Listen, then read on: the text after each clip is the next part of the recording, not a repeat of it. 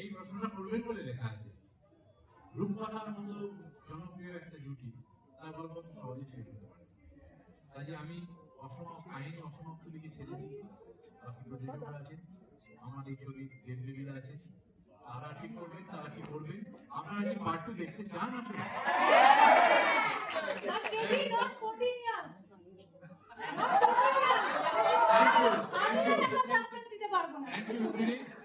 একজন খুব বয়স্ক মানুষ ব্যারাকপুরের হলে বসে বলছেন, বাবা আমার ছবিটা খুব ভালো লেগেছে, এই পার্ট 2টা তাড়াতাড়ি করে নইলে আমার দেখা হবে না।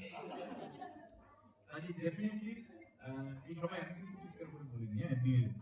আর অভিনয় একটা কথা আমার খুব বলা জরুরি দরকার, এই শারীরিক অভিনয়, আমি অভিনয় আমার ধারণা আছে অভিনেতা হিসেবে, এই শারীরিক অভিনয়, এই অভিনয় বা বাচন অভিনয় এবং তার পাশাপাশি এই এক্সপ্রেশন এবং এই 12-14 ঘন্টা ধরে এই ভয়ানক প্রসিডিউরটাকে ক্যারি করা, যে অসম্ভব সাইকোলজিক্যাল ট্রমা, সেইটা দেব কিভাবে করেছে আমি জানি না। তার জন্য সত্যি একটা জোরে হাততালি দেওয়া উচিত।